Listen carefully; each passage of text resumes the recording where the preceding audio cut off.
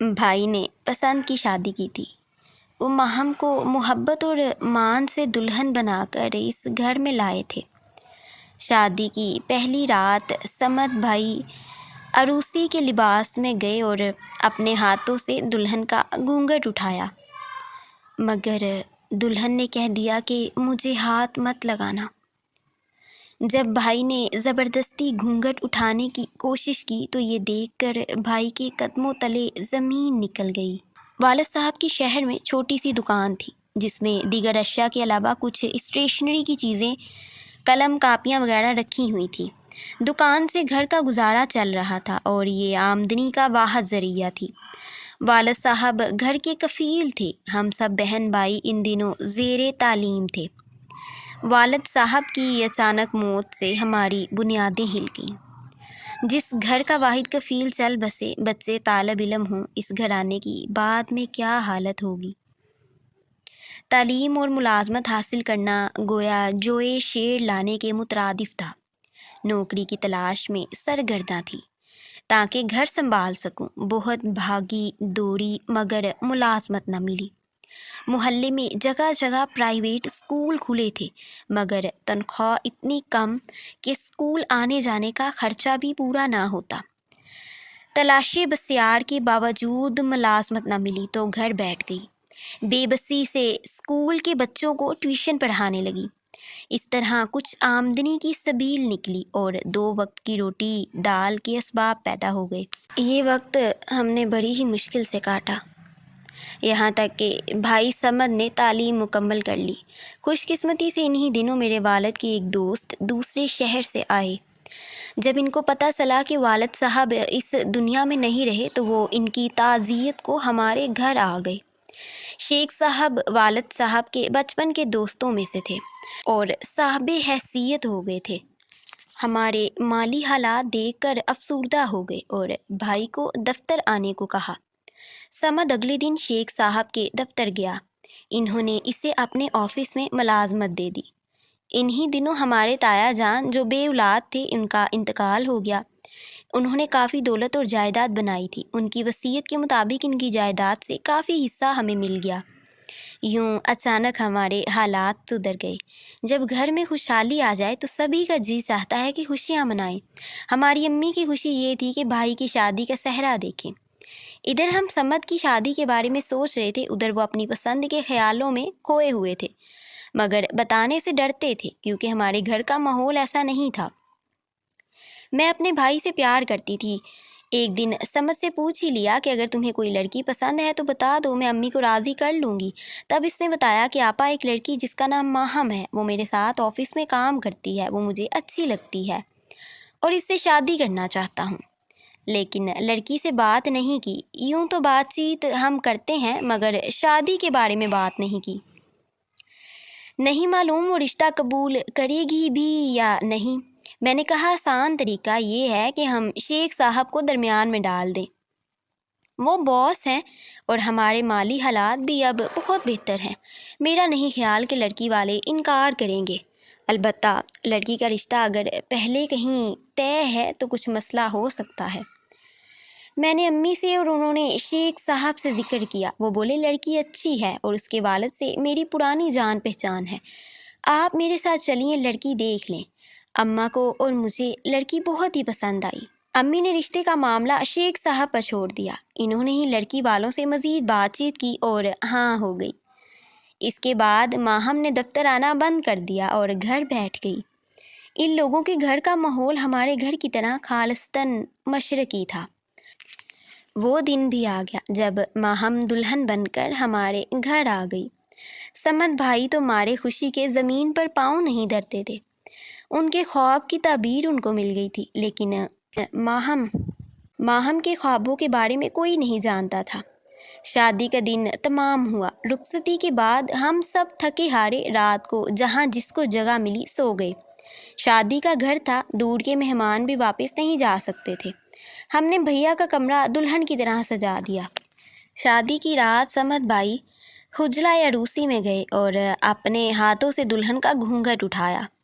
دلہن نے ان کے ہاتھ ہٹا دیے اور ایسے دیکھا جیسے وہ اس سارے تکلف سے بیزار تھک کر چور ہوئی بیٹھی ہو۔ تبھی اس نے کہا، آپ بے شک مجھے شریک حیات قبول کر چکے ہوں، لیکن میں نے آپ کو قبول نہیں کیا۔ میں کسی مجبوری کی وجہ سے یہاں بیٹھی ہوں۔ یہ الفاظ نہیں انگارے تھے جو میرے بھائی کے دل پر برس گئے۔ ماہم نے مزید کہا، میں آپ سے نفرت نہیں کرتی لیکن محبت بھی نہیں کر سکتی۔ یہ میرے دل کی مجبوری ہے۔ بھائی کو اپنی دلہن سے ایسی امید نہیں تھی۔ بھائی ماہم کو دفتر میں پرکھ چکے تھے۔ وہ غلط قسم کی لڑکی نہیں تھی، ہمیشہ اپنے کام سے کام رکھنے والی اور ٹھیک ٹائم سے گھر پہنچ جانے والی کسی طرح غلط قسم کی نہیں ہو سکتی۔ اس نے پھر ایسا کیوں کیا تھا؟ وہ بھی شادی کی پہلی رات۔ ایسی بات کرنے کو تو بڑا حوصلہ چاہیے تھا، اور دیکھنے میں ماہم میں اتنا حوصلہ نہیں لگتا تھا کہ ماں باپ سے بغاوت کرتی۔ خاوند سے بغاوت تو اور بھی دقت طلب مرحلہ تھا۔ تم اگر مجھ سے شادی نہیں کرنا چاہتی تھی تو ماں باپ سے کیوں نہ انکار کر دیا؟ نکاح کے وقت کیوں قبول کر لیا؟ ماں باپ سے سخت احتجاج کیا تھا اور نکاح کے وقت بھی قبول نہیں کیا تھا۔ میری جگہ میری بہن کو بٹھا دیا اور اس نے قبول کیا۔ میں تو کمرہ بند کر کے بیٹھ گئی تھی۔ تو تمہارے دستخط بھی کسی اور نے کیے ہیں؟ بھائی نے پوچھا۔ نہیں، ایسا نہیں ہے، دستخط تو والد صاحب نے ڈانٹ ڈپٹ کر کروا لیے تھے۔ آخر تمہارے والدین نے ایسا کیوں کیا؟ اس لیے کہ وہ اپنی عزت بچانا چاہتے تھے، اور تم کو ان کی عزت کا خیال نہیں تھا؟ خیال تھا تبھی تو یہاں بیٹھی ہوں۔ آخر ایسے حالات پیدا کرنے کی وجہ کیا تھی؟ وجہ یہ ہے کہ میں نے کسی سے کلام پاک پر ہاتھ رکھ کر شادی کرنے کی قسم کھائی تھی کہ اس کے علاوہ کسی سے شادی نہیں کروں گی۔ یہ سب باتیں سن کر سمجھ سوچ میں پڑ گیا، یہ کیسا انوکھا مذاق تھا۔ ایک دلہن حجلہ عروسی میں موجود اپنی زبان سے کہہ رہی تھی کہ یہ نکاح جعلی ہے۔ سمد بھائی سر تھام کر بیٹھ گئے۔ اب کیا کریں؟ آخر انہوں نے سوال کر دیا کہ کون ہے وہ جس کی خاطر تم نے اتنا کچھ کیا ہے؟ ابھی بھیا کا فکرہ ادھورا تھا کہ اس نے بتایا، یہ میں آپ کو نہیں بتا سکتی۔ بہرحال ہے کوئی جس کے ساتھ جینے مرنے کا وعدہ کیا تھا۔ وہ کالج میں میرا کلاس فیلو تھا جو مزید اعلیٰ تعلیم کے لیے بیرون ملک چلا گیا، اور میں وعدے کے مطابق اس کا انتظار کر رہی تھی کہ شیخ صاحب نے والد کو رشتے کے لیے کہا، اور انہوں نے مجھ سے پوچھے بنا ہی ہاں کر دی کہ میں سعادت مند بچی جس کا چال چلن درست ہے بھلا کیوں انکار کروں گی؟ ان کو مجھ سے انکار کی توقع نہیں تھی۔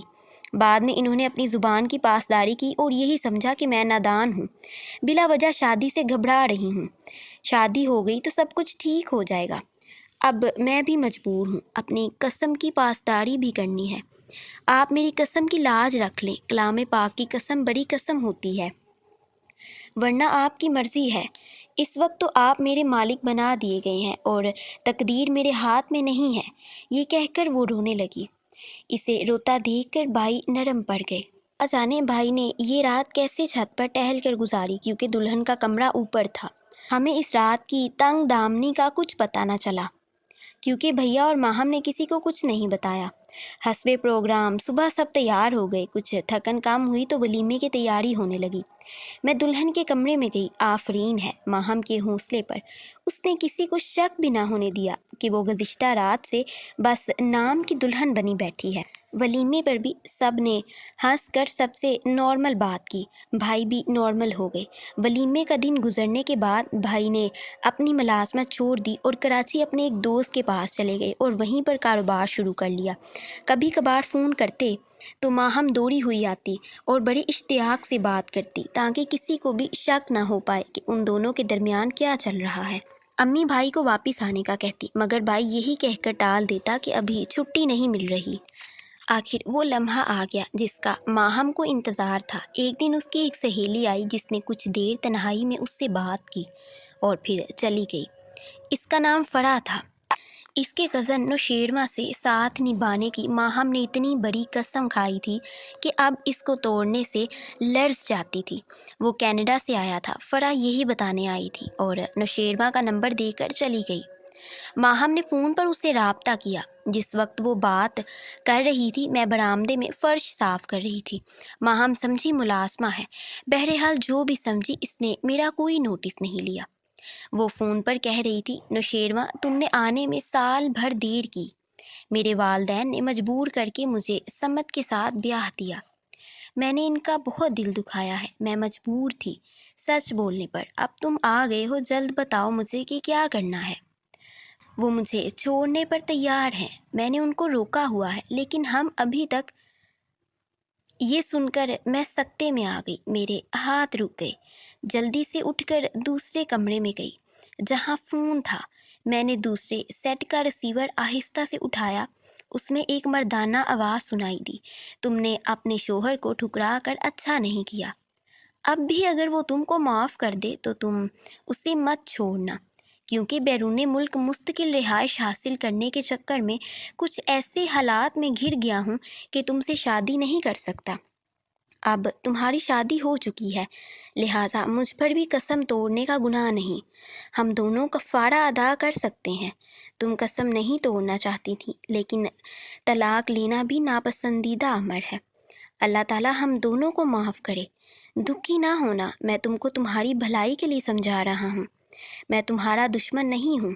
اور جیسا کہ فرحہ نے مجھے آ کر بتایا، تم بہترین لوگوں میں رہ رہی ہو اور تمہارا شوہر بھی اعلیٰ ظرف انسان ہے، ورنہ ایسی باتیں جان کر کون ایک دن بھی بیاہتا کو پناہ دیتا ہے۔ کوئی اور ہوتا تو گھر میں پناہ دینے کی بجائے اسی وقت گھر سے نکال دیتا۔ تو کیا تم اس آزمائش سے بھی نہیں سمجھی ہو کہ اللہ تعالیٰ نے تمہارے لیے کتنے بہترین شخص کو چنا ہے، جس کو تم چھوڑ کر غلطی کر رہی ہو، جبکہ تم کو پتہ بھی نہیں کہ وہاں میں کیسے حالات میں پھنس گیا ہوں۔ بس سوچ لو کہ جوڑے اللہ تعالیٰ بناتا ہے اور اس میں کچھ مصلحتیں ہوتی ہیں، تم حالات سے سمجھوتا کر لو۔ کینیڈا مجھے جلدی واپس جانا ہے۔ ماہم نے فون رکھ دیا اور رونے لگی۔ اس کو روتا پا کر میرا دل بھر آیا۔ بے شک وہ مجبور اور سچی تھی، مگر شادی شدہ تھی۔